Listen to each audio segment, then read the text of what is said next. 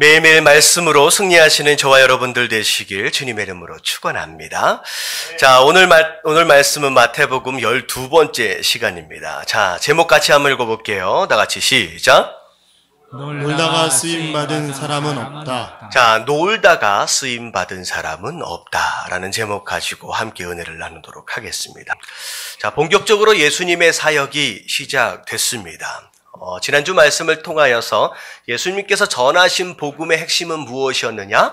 너희가 정말로 천국을 경험하기 원한다면 뭐하라? 회개하라 라고 말씀하셨어요. 이 얘기는 하나님과 너희 사이를 가로막고 있는 죄에 대한 문제를 해결하면 그 천국을 누리는 것은 당연한 것이다 라는 거죠. 예수님께서 천국에 대하여 그리고 회개에 대하여 말씀을 전하셨습니다. 자, 그렇게 복음을 전하신 가운데 예수님의 초기 사역이 무엇으로부터 시작되어지느냐? 제자들을 세워가시는 것을 통하여 시작됩니다. 자, 오늘 말씀의 내용을 잠깐 살펴보면 예수님께서 갈릴리 지역, 자, 갈릴리라고 하는 것은 이제 호수예요. 심지어 그때 당시에 이 호수가 굉장히 컸기 때문에 그 마을 사람들로부터 무엇이라고도 불려졌느냐? 바다다라고 불려질 만큼 굉장히 넓은 호수입니다. 그래서 굉장히 많은 사람들이 그 주변에서 어업이나 여러 가지 직장들을 종사하는 것으로 말미암아 생기를 이어갔던 그 지방 안에서 굉장히 중요한 지역이었어요. 자, 갈릴리 지역을 갔더니 자, 어부로 종사하고 있던 누굴 만나느냐? 베드로와 안드레를 만났습니다. 그래서 예수님께서 그들에게 뭐라고 말씀하셨느냐? 나를 따르라. 자, 너희를 사람을 낚는 뭐가 되게 하리라? 어부가 되게 하리라. 그랬더니만 이 두 사람이 예수님을 따라갔어요. 자, 그리고 나서 조금 가시다가 또 다른 어부, 자, 야고보와 요한을 만나시고 그들에게 따라오라라고 말씀하셨어요. 그래서 그 야고보와 요한 또한 예수님을 따르게 되는 것으로 말미암아, 자, 오늘 말씀에서만 보면 예수님의 제자가 몇 명이 생겼습니까? 베드로와 안드레와 야고보와 요한까지 해서 이제 4명이 생긴 겁니다. 자, 그리고 나서 예수님께서 주로 갈릴리 지역과 더불어 함께 다니시면서 3가지 사역을 하셨다라고 말씀하고 계세요. 자, 첫 번째가 무슨 사역이었느냐? 가르치는 것. 두 번째가 전파하는 것, 그리고 세 번째가 약한 것들을 고치시는 사역을 하셨습니다. 자, 이 3가지 사역이 사실은 우리 교회 주보 앞에 나와 있는 말씀이에요. 그래서 우리 교회가 가르치는 교회, 전파하는 교회, 치유하는 교회 이 3가지 사명을 감당하는 예수님을 닮아가는 교회다라고 우리가 목표를 가지고 열심히 사역을 하고 있죠. 자, 여러 가지 이런 사역들을 하다 보니까 예수님의 소문이 이 갈릴리 지역뿐만 아니라 어디까지 펴지게 되었느냐? 유대 땅, 예루살렘까지 뻗치게 되고요. 그리고 요단강 건너편, 동편에 있는 이방 지역들까지 예수님의 소문이 널리 퍼지게 되었다라고 하는 것이 바로 오늘 말씀의 내용입니다. 자, 그래서 오늘 말씀의 주제를 조금 찾아보자라고 한다면, 자, 제자를 부르시는 예수님이에요. 제자를 부르시는 예수님. 자, 예수님께서 3년 반 동안 공생애 생활을 하시는 가운데 가장 중점적으로 집중하셨던 사역이 무엇이었을까라고 한다면 어쩌면 사람들을 찾아서 제자를 세운 사역이 아니겠느냐라고 해도 과언은 아닐 정도로 정말로 사람을 찾아서 제자로 세우시는 사역을 굉장히 집중하셨습니다. 그래서 누가 이런 얘기를 하더라고요. 사람은 문제를 만나면 방법을 찾는데요. 근데 하나님께서는 그 어떤 문제 안에서든 방법을 찾으시기보다는 누굴 찾으신다? 사람을 찾으신대요. 하나님께서는 너무 쉽게 문제를 풀으실 수 있잖아요. 근데 그 어떤 문제든 그분 스스로 풀어가시는 게 아니라 누굴 통하여 풀어가신다? 사람들을 통하여 풀어가시는 겁니다. 그래서 이 세상의 구원 역사를 이루시기 위해서 하나님께서 천사를 수십 명 보내가지고 해결하실 수도 있지만 그렇게 하시지 않는 거예요. 반드시 누굴 세우시는 거예요? 사람을 세우시는 거예요. 그래서 그 사람을 통하여 그 구원 역사를 이루어 가시는 게 바로 하나님의 방법입니다. 그래서 그 하나님의 방법을 따라서 예수님 또한 이 땅에 오셔서 가장 중요한 것이 무엇이었느냐? 사람을 찾아서 제자를 세우시는 바로 그 장면을 지금 열심히 하고 계셨다라고 하는 거죠. 자, 그래서 우리가 조금 정리를 해야 될 게 있어요. 자, 제자라고 하는 것은 누구나 될 수 있는 것입니다. 하지만 아무나 될 수 있는 것이 아니다라고 하는 거예요. 그런 가운데 하나님께서 과연 어떤 사람을 제자로 세우시느냐라고 하는 것에 대한 내용을 오늘 함께 살펴보려고 하는데, 자, 먼저 중요하게 정리해야 할 개념들이 있습니다. 자, 제자. 여러분들 뭘 제자라고 하나요? 제자 훈련, 제자가 되어야 한다라고 하는 얘기를 어쩌면 교회를 한두 번 다니셔보신 분들만 제외하고는 다 들어볼 만한 얘기라는 거죠. 제자. 자, 뭐가 제자예요? 자, 간단하게 그냥 정리를 해드릴게요. 그냥 예수님을 닮아가는 사람이 되는 겁니다. 자, 우리 교회의 목표예요. 다시 말하면 우리 교회는 결국은 뭐가 되자는 거예요? 우리 모두가 다 예수님의 제자가 되자라는 거예요. 어떤 선교단체나 어떤 교회 안에서 있어지는 다양한 교육 프로그램, 제자훈련 프로그램을 완성했다라고 해서 제자가 되는 것이 아니라는 거죠. 예수님을 닮아가는 사람이 바로 제자다라고 하는 것입니다. 자, 그런데 또 이제 생각하는 가운데 무슨 또 오해가 있을 수 있느냐? 성도가 된다라고 하는 것과 제자가 된다라고 하는 것을 어떻게 구별할 것이냐? 이런 거예요. 자, 원래 원칙으로 얘기한다라고 한다면 성도가 된다라고 하는 것과 제자가 된다라고 하는 것이 다르냐? 다르지 않습니다. 왜 다르지 않느냐?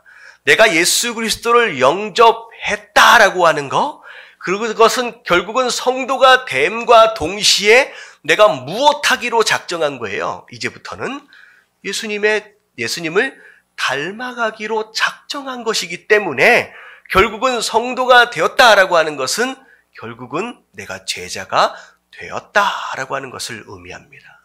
근데 오늘 함께 말씀 가운데 은혜를 누릴 때 이 제자의 개념을 제가 조금 따로 좀 분리를 해서 뭐라고 좀 생각하시면 좋을 것 같으냐.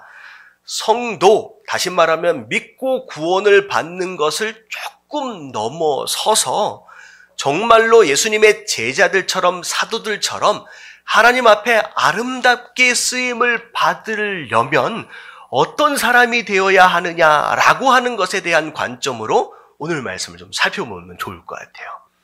자, 오늘 굉장히 개념 정리를 많이 하고 있는데 조금 헷갈리실 수 있어요. 자, 다시 한번 정리하면 성도와 제자는 다른 말이에요? 같은 말이에요? 같은 말이에요.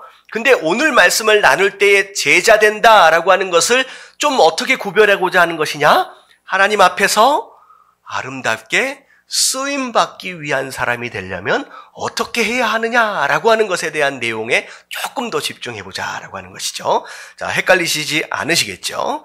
자, 오늘 말씀. 자, 첫 번째가 주제가 뭐냐면 예수님의 제자됨의 기본 원리입니다. 자, 1번 같이 한번 읽어볼게요. 다 같이 시작.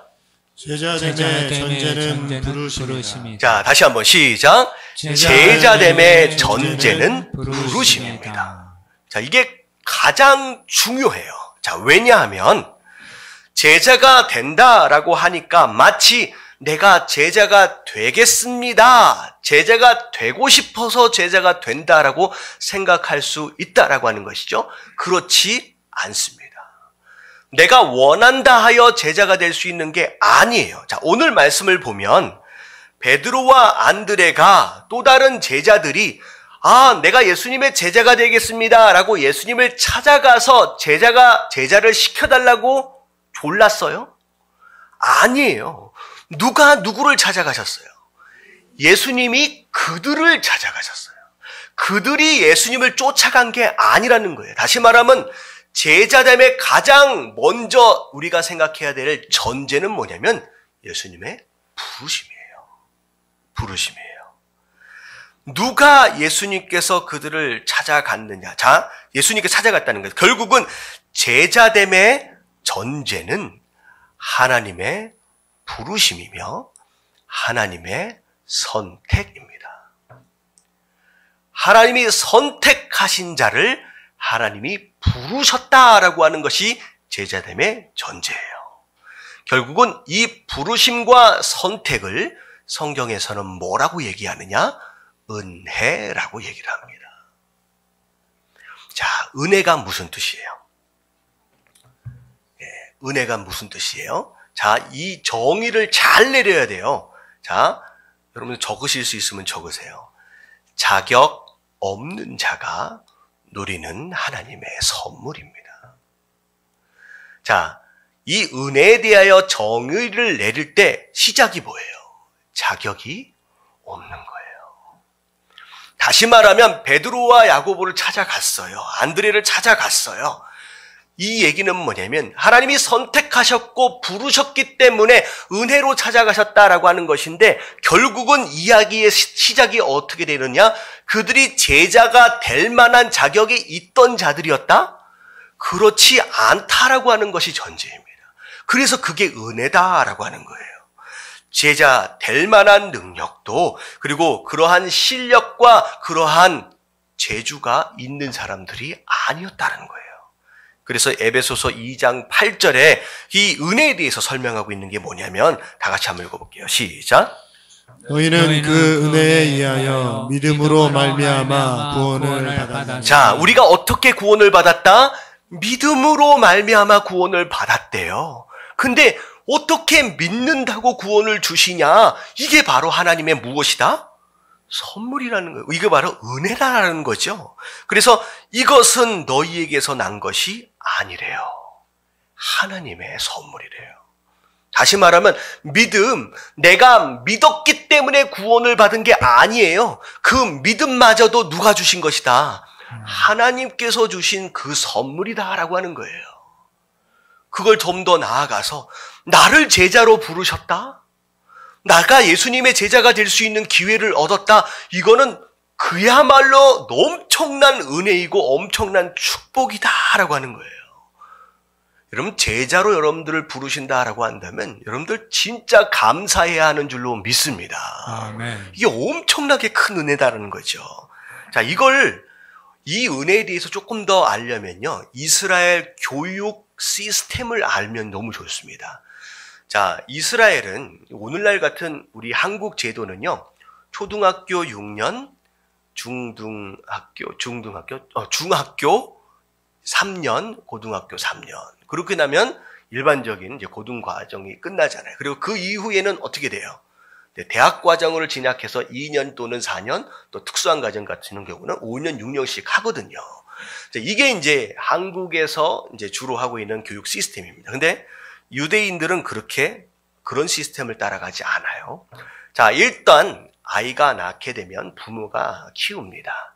근데 어느 정도 학습할 정도의 나이가 되면 모든 아이들이 랍비, 소위 말하는 선생님한테 다 붙여져요. 그래서 함께 같이 공부를 합니다. 근데 이들이 함께 모여서 공부를 할 때 다른 공부를 하는 것이 아니라 그냥 말씀을 뭐예요? 외워요, 그냥 모세 오경이라 그러잖아요. 그냥 창세기서부터 율법을 그냥 외우는 거예요. 그러다가 한참 외우고 공부를 하다가 자, 그 가운데 야, 얘는 싹수가 있구나. 좀 더 가르쳐보면 좋겠구나 라고 생각되어지는 아이들만 남겨놓고 다른 애들은 어떻게 해요? 너희들은 집으로 가라 라고 얘기합니다. 그럼 쟤네들은 집으로 가서 뭐예요? 그냥 아버지가 하던 일을 그냥 물려받아서 하는 거예요. 다시 말하면 베드로와 요한과 안드레와 얘네들이 왜 어부가 됐을까? 우리가 생각하면 왜 어부가 된 것 같아요? 아버지가 어부라서가 아니에요, 사실은. 공부를 시켜봤더니 싹수가 없는 거예요. 너네들은 집으로 가야 되겠다. 보내는 거예요. 그리고서 남겨진 애들을 또 외우도록 하고 가르칩니다. 그러다가 나중에 어떻게 돼요? 거기서 더 싹수가 있는 애들만 남고 나중에는 또 돌려보냅니다. 돌려보내고 마지막까지 남은 애들이 뭐가 되는 거예요? 서기관이 되는 거예요. 다시 말하면 이때 당시에 존재했던 서기관, 말이 서기관이죠. 보통 사람이 아닌 거예요. 정말로 100명 중에 1명, 1000명 중에 1명이 될까 말까 한 그런 상황 가운데 서기관이 일을 하게 되는 거예요. 그 상황 가운데 뭐 바리새인도 생기게 되고 뭐 사두개인도 생기게 되고 그런 겁니다. 다시 말하면 베드로와 안드레 이 제자된 사람은 어떻게 보면 이 유대인의 교육 시스템 안에서 뭐 되어진 사람이냐? 너는 가르쳐도 별로 소망이 없겠구나라고 어떻게 된 자들이에요? 집으로 보내짐을 받은 자들이에요. 누군가의 제자, 어떤 랍빈가를 따라갈 수 있는 소질 자체가 없어서 어떻게 보면 교육 시스템 안에서 이미 뭐 되어진 자들이냐? 거절된 자들이라는 거예요. 근데 중요한 게 뭐냐면 이미 랍비 되어진 예수님께서 이미 거절되어지고 그냥 니네들은 소망이 없다라고 거부되어진 그 자들을 찾아가신 거예요. 그래서 네가 내 제자가 되지 않겠느냐라고 부름을 받는 거예요. 자, 이것은 어떤 일이냐? 말도 안 되는 일이에요. 나는 이미 어렸을 때 거절당하고 야 너는 공부해도 안 돼라고 이미 부인되어진 자들인데 어떻게 나한테 이 제자가 되어질 수 있는 기회가 다 커가지고 이런 기회가 있게 되었느냐? 이거는요 정말 이 가문의 영광이고요. 정말로 예수님 이런 얘기를 들을 때 어떻게 내 인생에 이런 일이 있을 수 있을까라고 감탄하고 눈물 흘릴 얘기라는 거예요. 여러분들 이해가 좀 되시죠? 여러분 제자가 된다는 것은 쉬운 게 아니에요. 근데 우리가 너무 쉽게 생각해. 그냥 와서 어쩌다 보면 공부 열심히 하면 되는. 아니에요. 이스라엘 유다의 시스템으로는 그렇게 되어지는 게 아닙니다. 다시 말하면 하나님께서 네가 내 제자가 되지 않으렴 하고 여러분들에게 부르시고 물으신다라고 한다면 이건 뭐라고 생각해야 되느냐? 가문의 영광이에요. 할렐루야. 여러분 깨달아지시길 주님의 이름으로 축원합니다. 옆에 계신 분들한테 인사 좀 해주세요. 가문의 영광이랍니다. 예, 가문의 영광이에요. 가문의 영광. 하나님께서 우리를 부르셨습니다. 제자된다라고 하는 것이 내가 원해서가 아니라 정말로 하나님께서 나를 은혜로 부르셨다라고 하는 그 개념. 여러분들 감사하실 수 있는 저와 여러분들 되시길 주님의 이름으로 축원합니다. 자, 여기까지 얘기를 하다 보면 목사님 저를 제자로 부르셨는지 안 부르셨는지 어떻게 알아요? 그런 질문 할 수 있잖아요. 그런 생각 해보신 적 있어요? 과연 나를 제자로 부르셨느냐 제자로 부르시지 않았느냐를 하나님 어떻게 알겠느냐? 여러분 두 가지로 알 수 있습니다. 첫 번째, 나를 제자로 부르셨는지 부르시지 않았는지에 대하여 조금이라도 고민을 하고 계신다라고 한다면 부르셨을 가능성이 굉장히 높습니다. 왜냐하면 부르심 받지 않는 사람들은 아예 뭐도 없어요. 관심도 없어요. 과연 나를 제자로 부르셨을까? 아닐까라고 하는 걸 조금이라도 고민하고 있는 사람이 있다라고 한다면 이미 부르셨을 가능성이 훨씬 높아요. 혹시 그런 고민들을 하고 계신 분들 여러분 축하드립니다. 별로 기뻐하시지 않는 거 같아요. 여러분 축하받을 일이에요. 여러분 고민하고 있다라고 하는 거. 그래서 아예 관심 없어요. 아예 부르심을 받지 않은 사람들은. 그리고 가장 중요한 건 뭐냐면 나를 진짜 부르셨느냐라고 하는 걸 확실히 알 수 있는 방법은 뭐냐면요. 믿음입니다. 여러분 예수님이 믿어지면 예수님이 나의 구원자이고 나의 주님이다라고 하는 게 믿어지면요. 여러분 이게 부르심에 대한 확신입니다. 여러분 믿어진다라고 하는 것은 절대 인간의 힘으로 되는 것이 아니에요.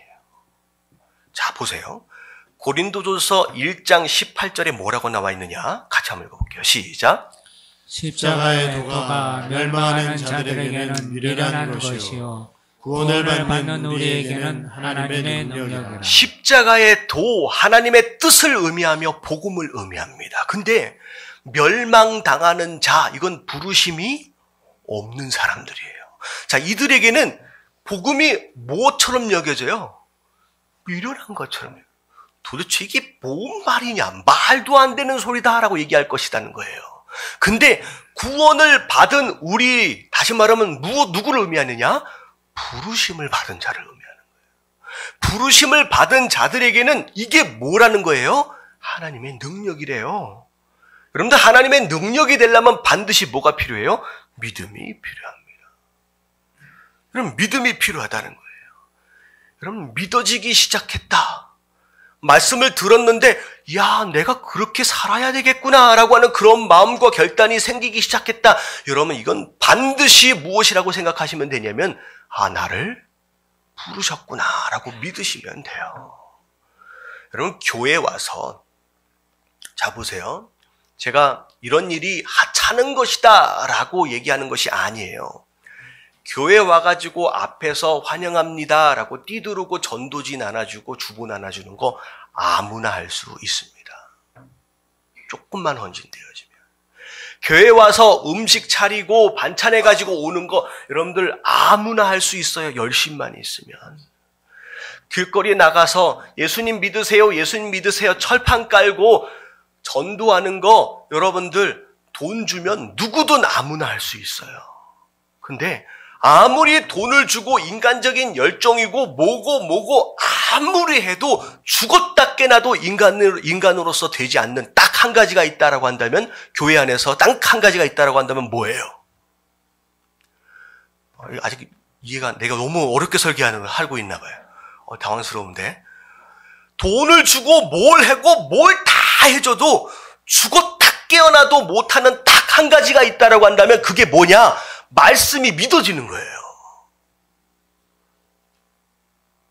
여러분, 말씀이 믿어지는 것은 인간의 힘으로 되는 게 아니에요. 누가 주시는 거예요? 믿음은 하나님의 선물이래요. 여러분, 이 믿음은 아무렇게나 생기는 게 아니에요. 제가 한번 말씀드렸죠. 병상에 누웠어요. 가족들이 다 둘러서 있었는데 가족들이 다 예수님 믿어. 근데 곧 있으면 돌아가실 것 같아. 아버지, 제발 예수님 영접하세요. 제발 예수님 영접하세요 라고 얘기했는데 끝까지 돌아가실 때까지 하는 얘기가 뭐냐면, 야, 내가 지은 죄가 많은데 내가 그 예수님을 어떻게 영접하냐 라고 하면서 영접 못하고 가시더래요.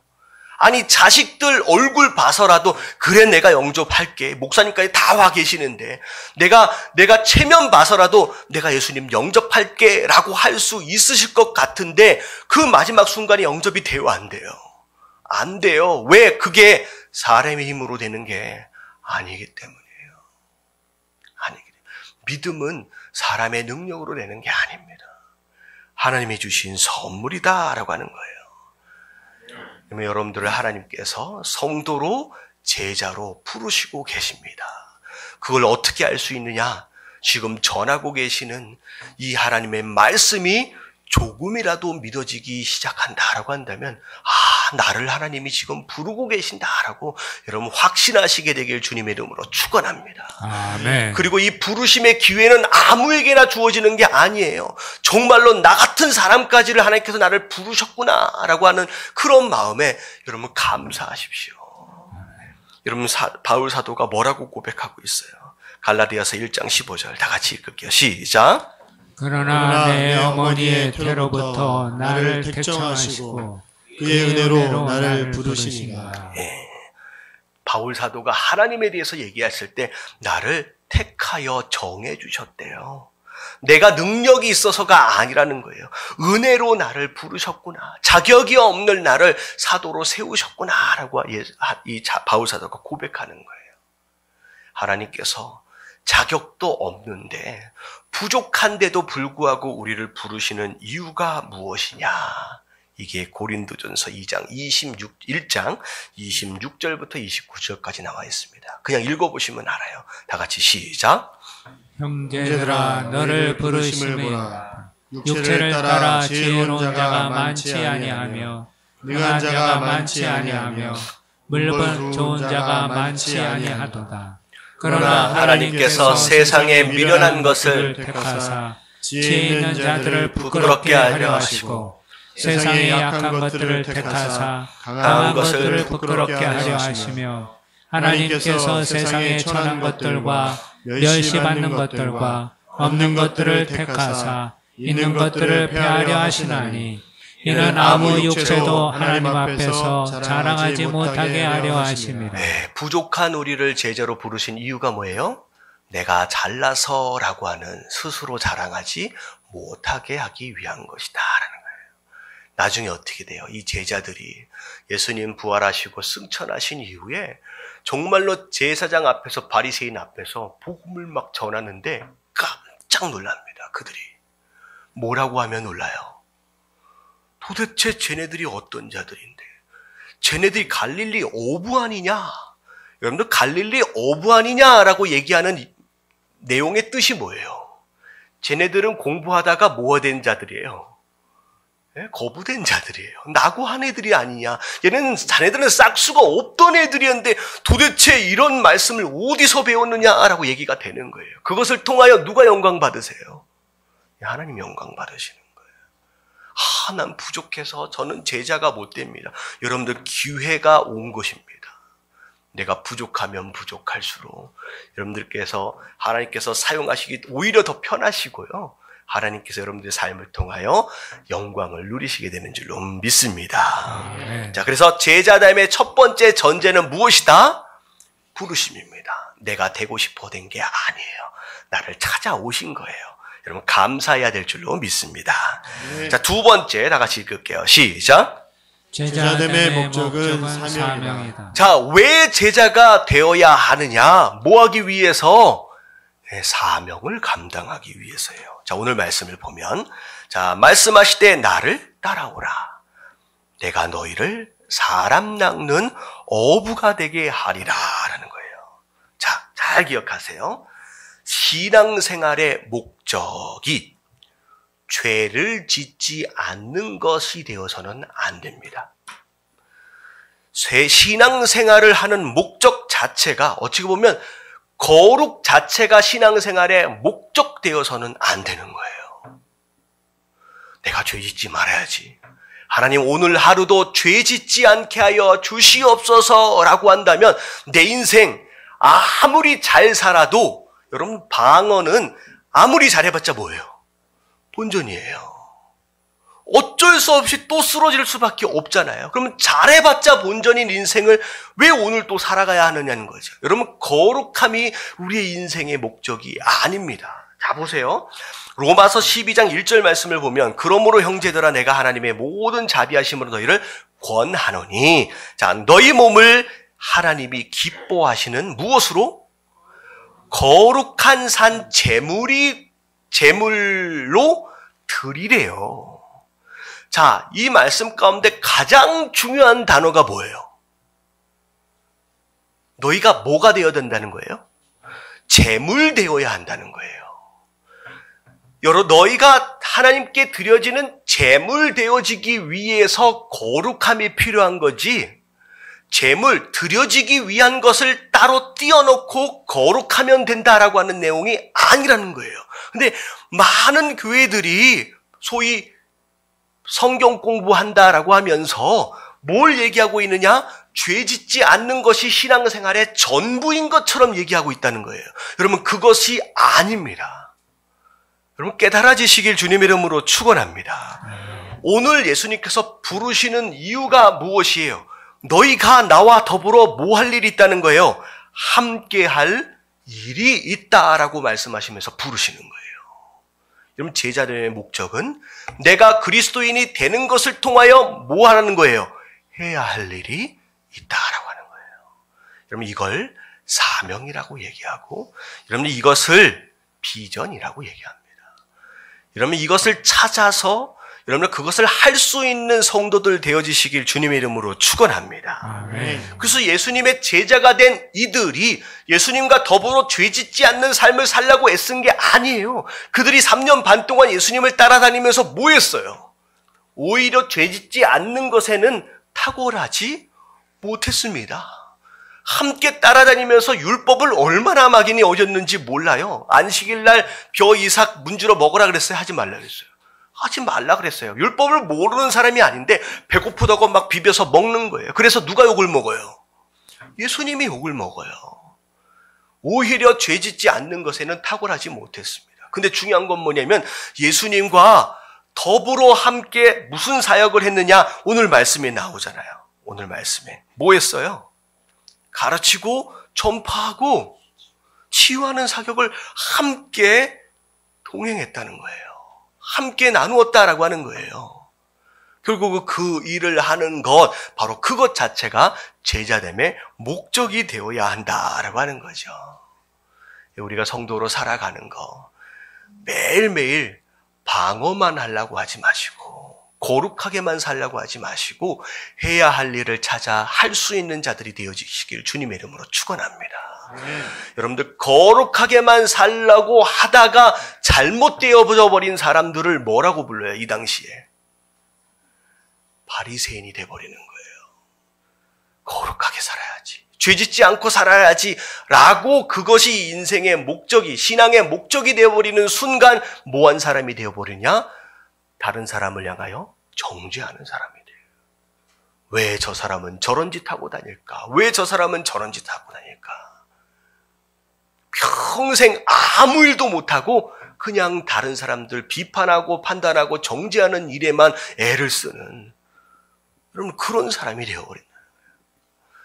제가 참 안타까운 제가 뭐 어떤 장면을 봤냐면 유튜브를 이렇게 말씀이나 이런 것들 찾아 좀 다니다 보니까 참 재밌는 동영상들이 띄어져 있더라고요. 어떤 사람이냐면 목사님이세요. 무슨 얘기를 세미나로 하냐면 유명한 교회들, 유명한 목사님들의 설교들을 따가지고 와가지고 비판하는 세미나를 하더라고요. 어떤 목사가 이런 설교를 했는데 이건 말씀에 합당하지 않다, 이건 말씀에 합당하지 않다라고 하는 것으로 시리즈를 만들어가지고 이것으로 유튜브에 올리더라고요. 이게 해야 할 일입니까? 여러분 그럴 일이 있으면 차라리 예수님 아직 못 만난 자들을 향하여서 뭐 해야 돼요? 복음을 전해야 돼요. 정말로 해야 할 일, 사명이 불분명해지니까 뭐하고만 있어요? 그냥 자리에 앉아서 누가 잘못했고 이 당시 똑같이 바리새인의 짓을 하고 있는 상황이 벌어진다라고 하는 거예요. 자, 그래서 우리가 무엇 되어져야 하느냐? 뭐라고 말씀하세요? 너희가 사람 낚는 어부가 되어져야 한다. 이 얘기는 뭐 하라는 소리예요? 나가서 나와 함께 뭐 하자? 전도하자라는 거예요. 전도하자. 그래서 마태복음 28장 19절 20절 다 같이 한번 읽어볼게요. 시작. 그러므로 너희는 가서 모든 민족을 제자로 삼아 아버지와 아들과 성령의 이름으로 세례를 베풀고 내가 너희에게 분부한 모든 것을 가르쳐 지키게 하라. 볼지어다 내가 세상 끝날까지 너희와 항상 함께 있으리라 하시네. 예수님이 간단하게 얘기하면 제자 삼으래요. 전도해서 예수님 만나게 하고 세례 주고 내가 너한테 가르친 거 이렇게 많잖아, 다 가르쳐 주래요. 그래서 제자를 또 삼으래요. 그리고 그 또 제자들이 또 제자 삼을 수 있도록 또 가르치래요. 여러분들 이게 우리가 해야 할 일이고 교회의 사명인 줄로 믿습니다. 아멘. 여러분들 이런 일들을 열심히 하는 교회는 싸우지 않아요. 절대 서로 싸울 일이 없어요. 이런 일들이 활발하게 안 되는 교회들이 누가 옳으니 하면서 교회 안에서 정치하고 싸우는 거예요. 그러면 정말로 바빠야 할 일들에 집중하실 수 있는 우리 예담교회가 되시길 주님의 이름으로 축원합니다. 자, 그래서 제자됨에 뭐였죠? 제자됨의 목적은 뭐예요? 사명입니다. 자, 거룩하게 되는 것 자체가 아니다라고 하는 거예요. 자, 세 번째, 다 같이 한번 읽어볼게요. 시작. 제자됨의 시작은 버리고 따라가는 것이다. 자, 제자됨의 시작은 버리고 따라가는 겁니다.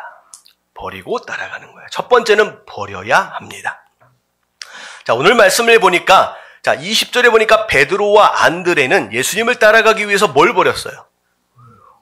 그물을 버렸대요. 이 얘기는 나중에 어부가 되려고 돌아올 것을 생각한 거예요? 안 생각한 거예요? 안 생각한 거예요. 그물을 버려두고 가버린 거예요. 자, 야고보와 요한은 22절에 뭘 버렸어요? 배와 아버지를 버렸대요. 배가 소유로 있는 사람이었어요. 심지어 인간적인 관계까지도 버려두고 갔다라고 하는 거죠. 여러분들 잘 들으세요. 제자가 되기 위해서는 반드시 버려야 할 것이 생깁니다. 왜냐하면 이게 바로 하나님께서 제자가 되기 전에 허락하시는 우선순위에 대한 첫 번째 시험이에요. 네가 정말로 나를 끝까지 따라오려면 너희 우선순위의 가장 상위에 누가 있어야 된다는 거예요. 바로 내가 있어야 된다는 거예요. 나 예수가 있어야 된다는 거예요. 그 어떤 물질도 아니라, 그 어떤 인간적인 관계도 아니라 정말로 내가 최우선순위에 있어져야, 그래야 나를 끝까지 따라올 수 있다라고 하는 거예요. 자, 그런 가운데 정말로 안타까운 인생이 하나가 있습니다. 어떤 인생이었느냐? 예수님을 찾아온 젊은 관원. 어떻게 했어요? 구원을 어떻게 하면 구원을 받을 수 있습니까? 예수님 뭐라고 그러십니까? 율법을 다 지켜 행하라. 제가 율법을 다 지켜 행했는데요. 과연 그렇게 살 수 있는 사람이 어디 있겠어요? 예수님이 너무 사랑하는 마음으로, 그러면 네가 내 제자가 될 수 있거든. 나를 한번 따라와봐라. 근데 따라오려면 뭐 하라는 거예요? 네가 가지고 있는 이 많은 재물을 다 팔아서 가난한 자에게 주라는 거예요. 그랬더니만 심히 뭐 했어요? 근심하며 엄청나게 고민하는 가운데 예수님의 제자됨을 포기하고 다시 자기 길로 갔다는 거예요. 이 얘기는 뭐냐면, 아무리 생각해도 예수님보다 뭐가 더 중요하다는, 재물이 더 중요하다는 거예요. 이게 첫 번째 시험이에요. 과연 네가 내 제자가 되기를 원한다라고 한다면 내가 그 가장 위에 있어야 된다는 거예요. 가장 위에 있어야 된다는 거예요. 여러분들, 버려야 하는 이유가 두 가지가 있어요. 자, 보세요. 첫 번째는 가벼워야 합니다. 예수님을 따라가려면 우리 인생이 무거워서는 안 돼요. 여러분들, 새는요, 어떻게 해서 하늘을 나는지 아세요?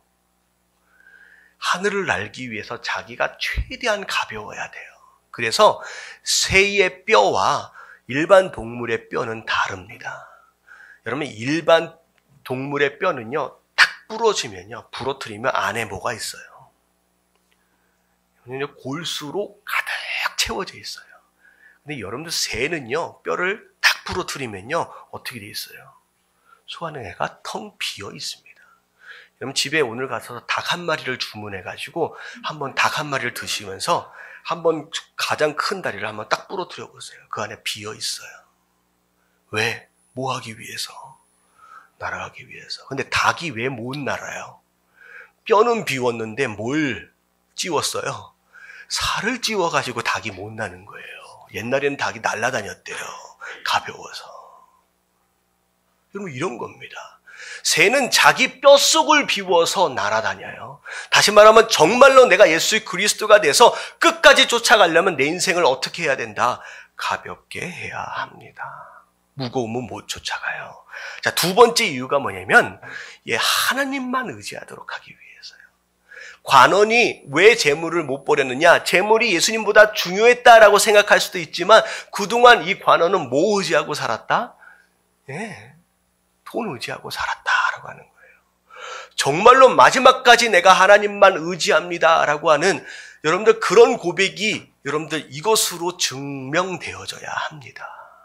그러기 위해서 하나님께서는 마지막까지 그 버려야 할 그 의지를 하나님께서 내려놓길 기대하고 계세요.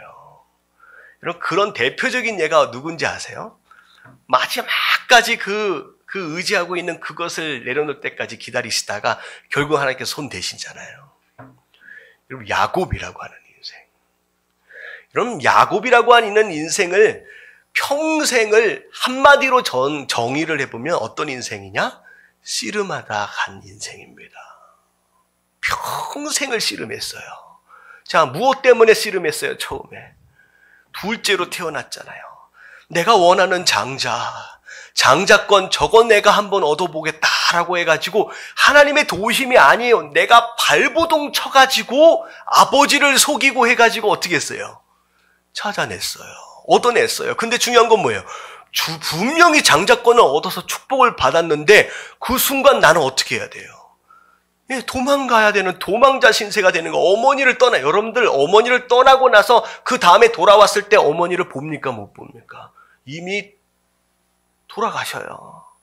떠나는 순간이 그때 어머니를 마지막으로 보는 순간입니다.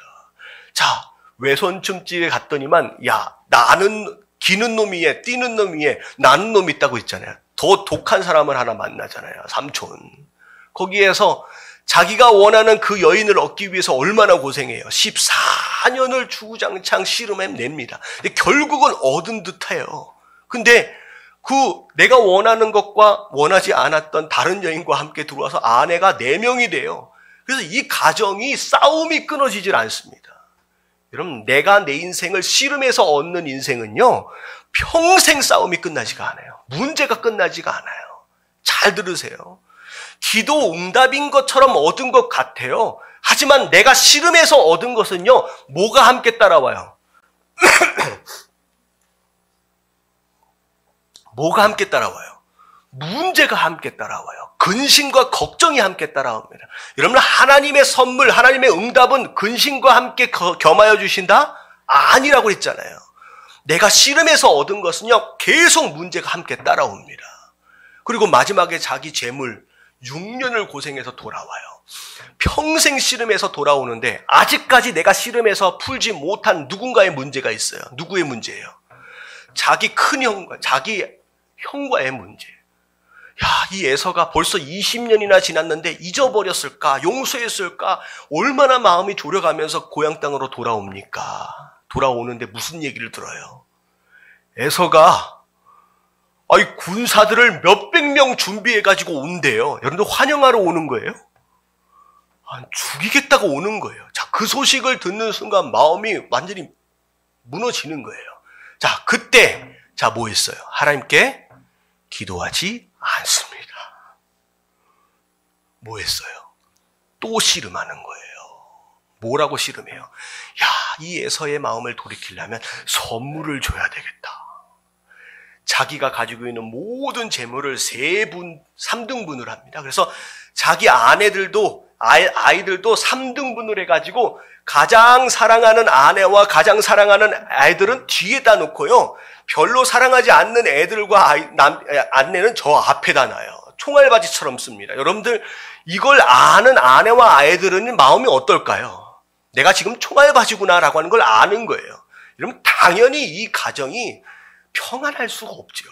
그 총알바지로 하나씩 보내는 거예요. 그럼에도 불구하고 마음이 안 놓여요. 그래서 어떻게 했어요? 야복 강가를 건너지 못하고 혼자 건너지 못하고 여기서 조바심을 내는 거예요. 지켜보고 있는 거예요. 혹시나 이 3가지 선물을 만약에 안 받는다 어떻게 하겠다는 거예요? 도망가겠다고. 근데 거기에 누가 나타나세요? 하나님이 기다리시다 천사의 모습으로 나타나십니다. 씨름하시는 거예요. 야곱이 밤새 씨름합니다. 이 씨름의 결과가 어떻게 돼요? 끝나지 않는 거예요. 여러분들, 하나님께서 지시고 계신 게 아니라 기다리시는데 얘가 계속 고집을 부리는 거예요. 그래서 결국은 어떻게 하세요? 환도뼈를 딱 치시는 거예요. 마지막 네가 수 안 되면 도망갈라 쳤느냐? 그 다리 내가 분질러 버리겠다. 마지막 네가 씨름하면서 붙들고 있는 그 인간적인 의지 내가 제거해 버리겠다. 그때부터 불구가 됩니다. 자, 도망갈 수 있어요? 없어요? 없어요. 딱 아는 거야, 야곱이. 이젠 내게 소망이 없다. 내가 더 이상 씨름에서 살아남을 수 없다라고 하는 걸 깨닫는 순간 그때 진짜 기도를 해요. 뭐라고 기도해요? 나에게 축복하시지 않으면 보내드릴 수가 없습니다. 이게 진짜 가난한 자의 마음이에요. 하나님의 은혜가 아니면, 하나님의 축복이 아니면 난 당신을 내보내드릴 수가 없습니다. 난 죽습니다 라고 하는 그 간절한 기도. 그때 하나님이 뭐라고 응답하세요? 네가 이겼다. 네가 나를 이겼다. 여러분, 하나님을 이길 수 있는 유일한 방법은 하나님 당신이 없으면 나는 한순간도 살 수 없습니다. 이 가난한 겸손한 마음이에요. 그래서 하나님께서 이 야곱에게 누구의 이름을 주시느냐? 이스라엘의 이름을 주는 거예요. 네가 날 이겼다는 거예요. 그랬더니 무슨 일이 벌어져요? 그 다음부터 씨름할 필요가 없어요. 어떤 일이 일어납니까? 절름발이가 되어서 에서를 만나러 가니까 에서가 그냥 마음이 녹아내립니다. 야곱이 가서 설득할 필요가 없어요. 내 아우야. 그냥 끌어안고 우는 거예요. 씨름할 필요가 없어요. 그 다음부터 하나님께서 모든 문제를 풀어가시는 줄로 믿습니다. 뭐 하다가 여기까지 나갔는지 모르겠는데, 여러분, 하나님만 의지할 수 있는 단계까지를 가보십시오. 그때부터 모든 문제와 근심들이 사라지고, 그때부터 진짜 제자되어짐이 시작되는 거예요. 그래서 하나님 뭐라고 말씀하시냐? 뭐 하라? 버려라 라고 말씀하십니다. 마지막까지 내가 호주머니에 꼽을 쳐놓고 있는 인간적인 의지를 버리시게 되길 주님의 이름으로 축원합니다. 아멘. 그 다음에 버린 다음에 뭐라고 말씀하시냐? 나를 따라오라. 자, 이것은 부르심에 대한 완전한 순종을 의미합니다. 네가 내 제자가 되는 것은 네가 공부를 많이 해서, 아니면 너의 실력이나 너가 지혜롭고 네가 똑똑해서가 아니라 나를 과연 따라올 수 있느냐라고 하는 바로 거기 순종에 있다라는 거예요. 여러분, 제자가 잘 되려면 뭘 잘해야 되느냐? 순종해야 합니다. 그리고 예수님을 따라간다라고 하는 것은 예수님과 동행한다라고 하는 거예요. 예수님이 어디를 가든지 함께 가는 거예요. 예수님이 어떤 사역을 하든지 함께 옆에 있으면 되는 거예요. 여러분, 이게 제자됨의 시작이다라고 하는 거예요. 그래서 하나님께 여러분들에게 버리길 원하시는 그 무엇인가가 있다라고 한다면 다 버리시고 예수님을 끝까지 순종함으로 따라갈 수 있는 저와 여러분들 되시길 주님의 이름으로 축원합니다. 자, 마지막 보너스처럼 드린 얘기예요. 다 4번 다 같이 시작. 제자됨의 기회는 일하는 자에게 있다. 자, 제자됨의 기회는 일하는 자에게 있습니다. 자, 성경 어디에서도 놀다가 쓰임받은 사람은 없습니다. 근면하고 성실한 자를 하나님께서는 사용하세요. 자, 모세는 뭐 하다가 하나님 만났어요? 장인의 양을 치는 가운데 하나님 만났고요. 다윗은 아버지의 양을 치고 있는 가운데 기름 부으심을 받았습니다.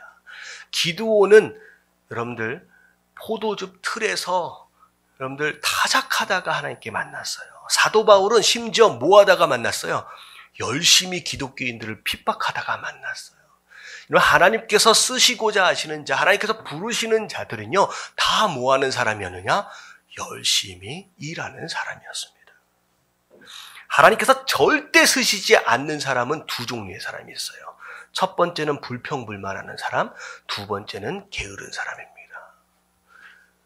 나는 이래서 못하고 저래서 못하고 항상 불만 있고 불평하는 사람, 그래서 항상 집에서 놀고 있는 사람들 하나님이 절대로 쓰시지 않는다라고 하는 거. 여러분, 성실한 사람 되어지시길 주님의 이름으로 축원합니다. 하나님, 저는요 이런 정도밖에 안 돼서 제게 주신 밭은 요만큼밖에 안 됩니다. 여러분, 그런 불평하지 마십시오. 그것에 충성하래요. 그래서 하나님께서 누가복음 16장 10절 다 같이 읽을게요. 시작. 지극히 작은 것에 충성된 자는 큰 것에도 충성되고 지극히 작은 것에 불의한 자는 큰 것에도 불의하니. 네, 하나님께서 큰 일을 맡기시기 전에 먼저 뭘 주신다는 거예요? 작은 일을 한번 주신대요. 그래서 그 작은 일을 어떻게 감당하느냐라고 하는 걸 보고 큰 일을 맡겨주신대요. 그럼 다윗에게 하나님께서 뭐라고 말씀하세요? 내가 왜 너를 이스라엘의 왕으로 세웠는지 아느냐? 어느 때부터 봤다는 거예요. 네가 어린 시절 네 아버지의 양을 칠 때 그때부터 내가 봤대요. 그때 그 양 한 마리를 구하기 위해서 뭐 했어요? 목숨을 걸었던. 그 다윗이 골리앗과 싸우러 나가기 전에 뭐라고 얘기합니까? 나는 이 물매질로 무엇과 무엇을 쓰러뜨려 봤다? 곰과 사자를 쓰러뜨려 봤다는 거예요. 이 얘기는 뭐냐면 여러분 곰이 나타나고 사자가 나타나면 어쩔 수 없이 그냥 내줄 수밖에 없잖아요. 근데 다윗은 어떤 생각을 가지고 있느냐? 우리 아버지의 양. 나는 한 마리도 난 놓치지 않겠다라고 하는 그런 마음에 뭘 연습한 거예요? 물매질을 열심히 연습한 거예요. 그래서 한 마리도 안 내주는 그런 모습을 보면서 하나님 뭐라고 말씀하시냐? 야, 이런 애라고 한다면 내 백성, 내 나라를 맡겨도 되겠구나라고 하나님께서 신뢰를 하시는 거예요. 여러분 이런 겁니다. 과연 하나님께서 어떤 사람을 쓰시느냐? 자, 이거예요. 신앙 생활은 뭐냐면 우리가 하나님을 신뢰함도 너무 중요하지만 누가 우리를 또 신뢰해 주셔야 돼요. 하나님이 우리를 신뢰해 주셔야 돼요. 얘는 내가 일을 믿고 맡길만 하다는 거예요. 마치 무엇처럼? 여러분 욥처럼입니다. 하나님이 얼마나 욥을 믿었는지 심지어 누구에게까지 자랑해요? 사단에게까지 자랑해요. 내가 내 종 욥을 보았느냐? 이만한 사람이 없대요. 이건 뭐냐면 하나님의 자랑 안에 뭐가 들어있는 거예요? 하나님이 욥을 뭐하고 있다? 철저하게 신뢰하고 있다는 거예요. 믿어주고 있다는 거예요. 여러분 하나님이 믿어줄 만한 사람 되어지시길 주님의 이름으로 축원합니다. 얘는 내가 무슨 일을 맡겨도 할렐루야 하고 내가 무슨 일을 맡겨도 목숨을 걸고 할래구나 라고 하는 것을 믿어주실 수만 있다라고 한다면 그때는 하나님 뭘 맡기신다? 여러분들에게 나라를 맡기시게 될 줄로 믿습니다. 조금 더 믿음을 가지고 나라를 맡기실 줄로 믿습니다. 아멘. 그렇게 하나님께서 그렇게 일을 맡기신대요. 그리고 누가복음 16장 12절에 뭐라고 나와 있느냐? 너희가 만일 남의 것에 충성하지 아니하면 누가 너희 것을 너에게 주겠느냐? 처음부터 내 것은 없지요. 다른 사람 밑에서 종업원으로 처음에는 일할 수밖에 없어요. 자 보세요. 다윗이 처음 아버지의 양을 치고요. 모세가 장인의 양을 치고 있는 거예요. 나이 80에. 근데 그 모습을 먼저 보시겠다는 거예요. 네가 남의 것에 충성하느냐? 그러면 나중에는 뭐라고 말씀하시냐? 네 거를 주겠다라고 하는 거예요. 그럼 정말로 여러분들이 원하는 내 비즈니스를 갖길 원하시는 분, 여러분들 남의 것에 충성하시게 되길 주님의 이름으로 축원합니다. 아멘. 자, 오늘 긴 말씀 나눴어요. 굉장히 중요한 제자됨에 대한 기본적인 말씀을 나눴습니다. 첫 번째, 자 1번 보였어요. 다 같이 시작. 제자됨의 전제는 부르심에 있다. 자, 내가 원해서가 아니에요. 하나님 나를 부르셨어요. 근데 나는 그럴 만한 자격이 없는 사람이에요. 그렇기 때문에 하나님 나를 부르셨다라고 한다면 뭐 해야 된다? 감사하시길 주님의 이름으로 축원합니다. 그리고 나를 부르셨는지 안 부르셨는지 어떻게 압니까? 무엇으로 알아요? 첫 번째, 조금이라도 그 부분에 고민하고 있다라고 한다면 부르신 거예요. 그리고 내게 믿음이 있고 말씀이 믿어지고 예수님이 구원자로 믿어지고 있다라고 한다면 이미 부르신 줄로 믿습니다. 옆에 계신 분들하고 한번 인사해 주세요. 당신을 부르셨습니다. 시작. 네. 우리 성도들 가운데는 저는 제자는 좀 어려운 것 같고요. 그냥 성도만 되겠습니다. 뭐 때문에 그래요? 힘들어질까 봐. 구원은 받고 싶은데 헌신하기는 부담되거든. 여러분 다 압니다. 하나님 다 아시는 거예요. 성도만. 여러분 성도, 제자가 아닌 성도는 존재하지 않아요. 자, 두 번째, 제자됨의 목표는 거룩함이 아니라 무엇이다? 사명이다. 여러분들 해야 할 일을 해보십시오. 그리고 3번 다 같이 시작. 주저됨의 시작은 버리고 따라가는 것이다. 네, 내가 버려야 할 것에 너무 집착하지 마세요. 아우 아까운데. 여러분들 절대 아깝지 않은 이유가 뭐냐면 내가 이것을 비우는 것을 통하여 채워주실 것에 대한 가치를 여러분들 안다라고 한다면 절대 아깝지 않습니다. 내가 나에게 장차 뭘 채워주실 것이라고 하는 것에 대한 믿음이 없기 때문에 버리기가 아까운 거예요. 할렐루야. 그냥 버리고 나서 뭐 해야 돼요? 따라가십시오. 그게 순종이에요.